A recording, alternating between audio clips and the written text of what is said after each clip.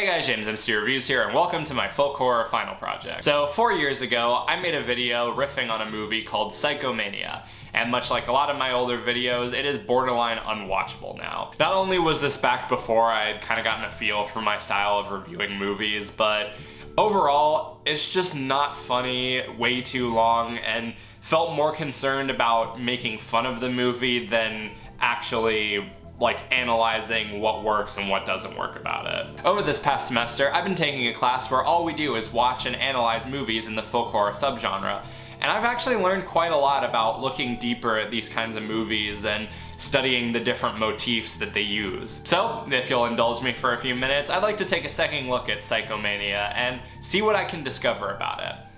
But before we do that, a little bit of context.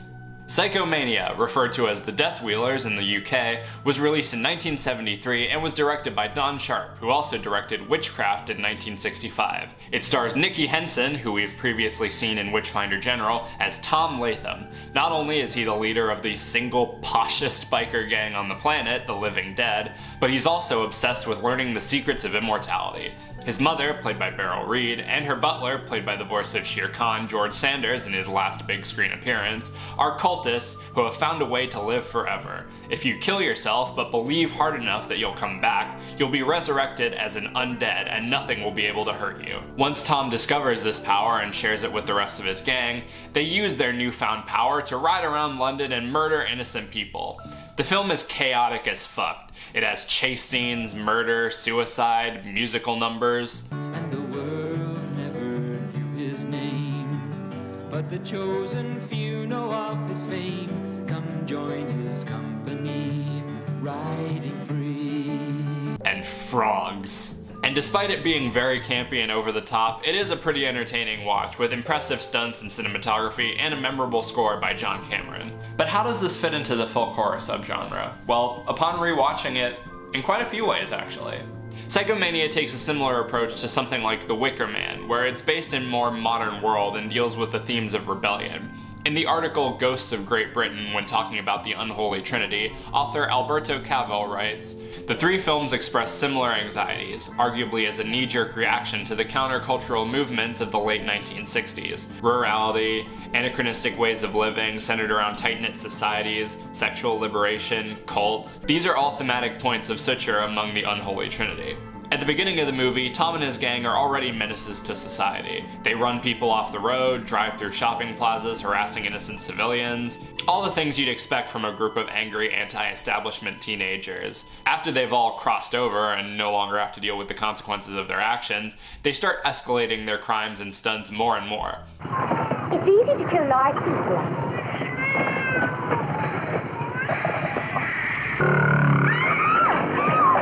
They operate much like a cult. Tom is the leader indoctrinating his gang into his ways, and with their newfound power, they work to snuff out those who are working against them. Another aspect of the films we've watched for this class has been some sort of critique or commentary on religion. As Jamie Chambers stated in the article Troubling Folk Horror, here, folk horror can again be understood as a cinema of culture clash, as it frequently employs the narrative device of an outsider encountering an other culture. And while it's much less overt in Psychomania, it is still very much present. Mrs. Latham is shown to have a deep spiritual connection that allows dead people to communicate through her. We see later on, when Tom goes into the Forbidden Room, that his mother made a bargain with an evil spirit that gave her the power she has. Her soul is tied to that bargain. When the family that she is meeting with at the beginning of the movie offers her a cross as a token of gratitude, Shadwell the butler takes great offense to this and throws them out. This shows, whether willingly or unwillingly, their faithfulness to that bargain. Actually, you could make the connection that Psychomania, which is what I'm referring to their resurrection process as, is kind of a pseudo-religion in and of itself. When you boil it down to bare basics, it's a test of one's faith. How confident are you that you'll come back? When you die, you've got to believe that you're going to come back. You've got to believe that with all your being. The movie shows several examples of people who tried and failed to cross over, and all of them hesitated at the last moment. Hinky isn't coming back. At the last moment, he hesitated. He didn't really want to die. So you have to put a lot of trust in this cult and in your own beliefs. This belief system isn't really challenged the same way that something like Wicker Man or Blood on Satan's Claw is. It's more of a lack of understanding from the police and an unwilling to reveal the dark secrets by Miss Latham. But now, a question that I've had ever since I first saw this movie: what the hell is the deal with the frogs? Animals have always had a presence, not just in the movies we watched in class, but in all types of horror. In a 2018 thesis from Long Island University written by Michelle Park, it states, "Through evolutionary theory and research, we can understand that being captured by a carnivorous predator is an innate fear, and that is why some filmmakers use monsters of animals to make people afraid." So what is the deal with the frogs? They appear in several pivotal moments of the movie, but what for? Well, according to Uniguide, frogs can symbolize fertility, potential, transformation, purity, prosperity, and good luck. Keeping this in mind, their presence throughout the film makes a lot more sense. The first time we see a frog is when Tom and Abby are in the graveyard. This is also when the conversation shifts toward crossing over and transforming into an undead. Shadwell is in possession of a frog necklace that he gives to Tom before he enters the Forbidden Room, and that he drops in Tom's grave when he's being buried. In the flashback, when Mrs. Latham is making her deal, the mysterious figure is wearing a frog ring. And at the end, when she ultimately breaks her bargain to stop Tom and his gang, she turns into a frog. The frog has been the catalyst for every significant transformation in the film. It's the force that can bring you back to life as well as take it away. All hail the mighty frog.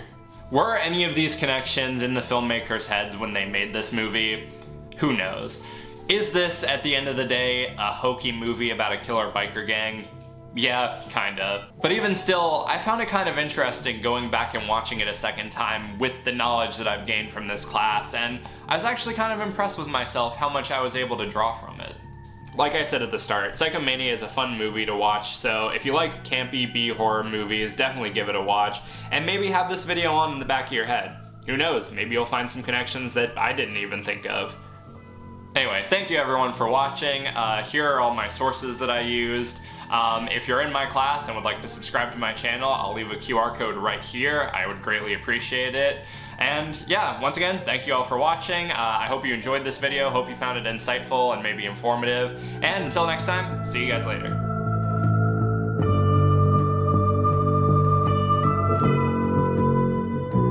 Boing, boing.